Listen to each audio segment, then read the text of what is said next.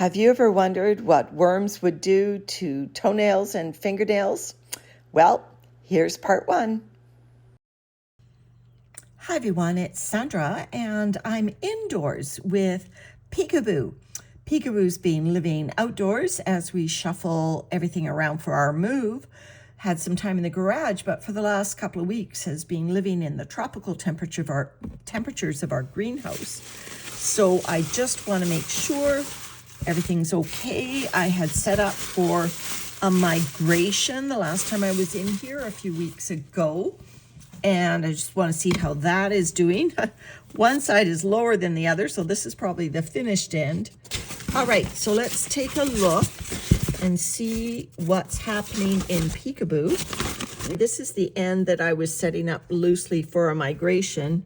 So what I'm going to do is I'm just going to cover this end, and let's turn up the finished end and just confirm that that end is good to go. I'll just use one of these grocery bags for that purpose. And I'm just turning up this end. Obviously still cocoons in here.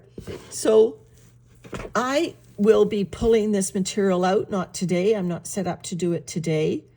And hopefully attract these last worms. Not all of them will come out, obviously, but this material is very moist and is done.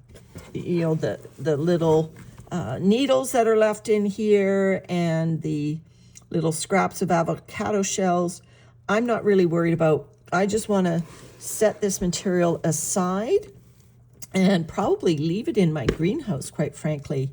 Well, there's a little worm cluster. They found something to eat.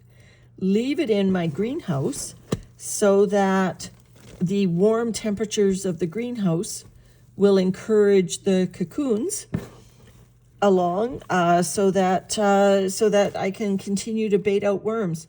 But like I said, these needles are not going to stop worms from migrating. These needles take months and months to disappear. So I am not worried that I'm finding a little bit of unprocessed carbon in this end. I still feel I will pull this out as soon as I have a bucket available to me, and will do so because these worms don't want to live in this anymore. Although they're in here. Look at that.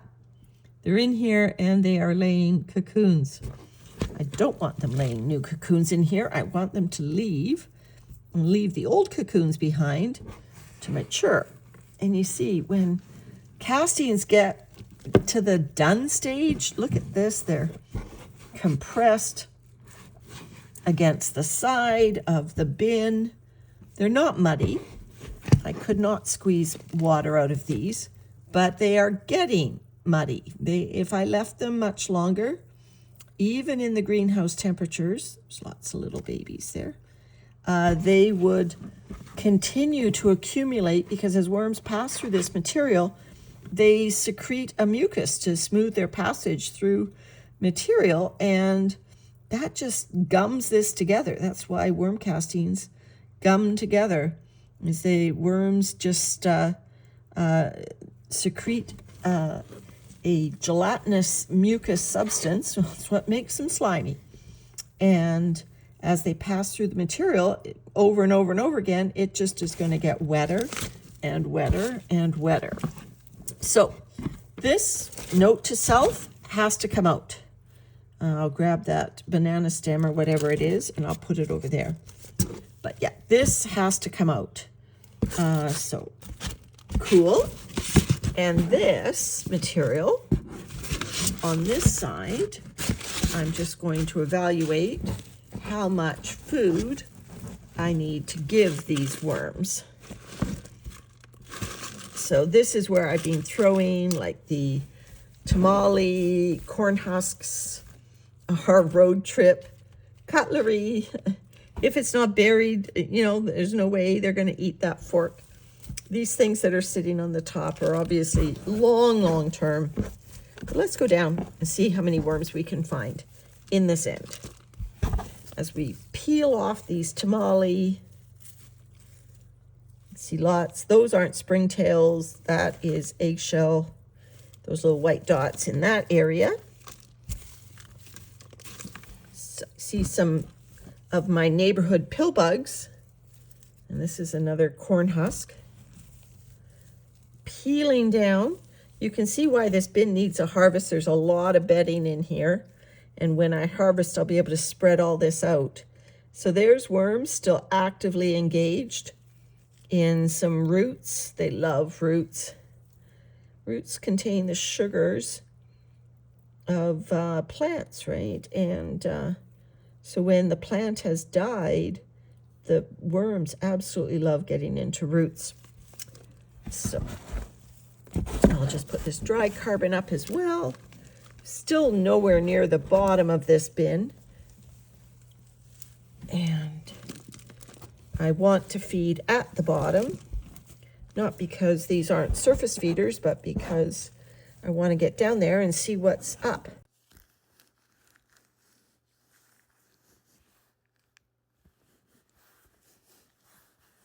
Oh, what is this? What have we found? We found worms. Oh, I like it when you leave your bins for a while. You get mysteries. Hey, I was reading some literature and they said mollusk shells will not decompose in a worm bin. So have I broken that off? I must have. It is old. It has been in here a long time, or in my worm bins a long time. Oh, yes. Leek roots. There's the roots of leeks. Worms love, like I said, they love roots. And I think they love leeks. Always find worms when I put the ends of leeks. And this is wet. Oh, my goodness. This is too wet. Look, my hand is glistening. These worms are just into this thick. Oh my goodness. These are leek roots. Look at that. Wow.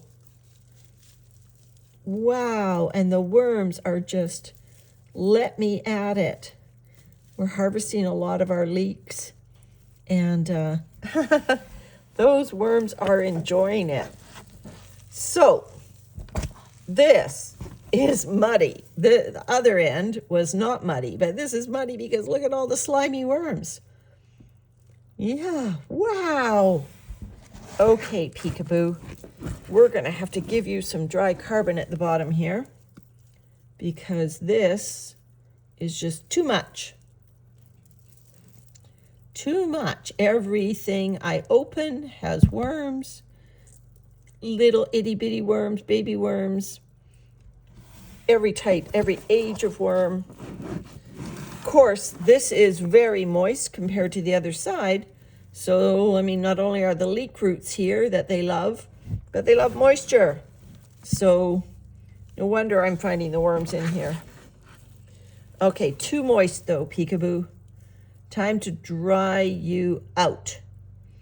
Okay, I also have an experiment today for Peekaboo. Sorry about bumping the camera. Just want to get this last moist handful up. I guess that's not so bad. That's not so bad. Okay, I'll build the wall back up again. Okay, so I want to bury at the bottom an experiment. Landon and I have been saving our fingernails and toenails for a while. And I said to him, let's see if the worms will eat them and how long it will take them to eat them. So here's some fingernails and toenails collected over the last few months. And so I don't want to make this like a bake cup. So I think I will put, some of this old bedding right in here and mix it up because I'm not interested in baiting worms to this area. I just want the worms to be in there. And so why not just put some of the yummy stuff in there that the worms already love. And when I come back into here, I will see, are the fingernails and toenails disappearing? All right, so because this is mucky, I've got to put some dry bedding down now. The only thing I have dry available to me at the moment is newspaper. I guess I have some dry leaves outside, but this will be fine. Put a little bit more down. There we go. Because this is very wet, so, and newspaper is single ply paper, right? So it disappears in a hurry. This is just a soaked tissue with banana juice on it. Here's the soaking banana peels, and unfortunately the labels aren't off, so I'll watch for those when the worms have done with them. Tea bag. These are my own tea bags with my own organic loose tea in them, so I know the bags are 100% compostable. End of a sweet potato, onion skin, bit of an asparagus, more tea, more onion, more tea, some powdered eggshell. All right, so I've got the dry carbon, I've got the toenails and the fingernails, I've got the new food and the eggshell grit. So let's just cover this up. And Peekaboo, you are now on top of finishing off these yummy root balls. Look at all the worms. Top of finishing up these yummy root balls and this hydrangea head. You are now tasked, these gorgeous worms of yours are tasked with eating Landon's and my fingernails and toenails and continuing to produce us some beautiful cocoons. I will put Peekaboo's update up in about a week up that we can check to see how the worms are doing. This end again is going to be higher than the other end, but that's okay. I will also be pulling, like I said, that material out. So then the next time we check on Peekaboo, I will pull that out and we will check on the toenails and the fingernails. Okay, bye for now.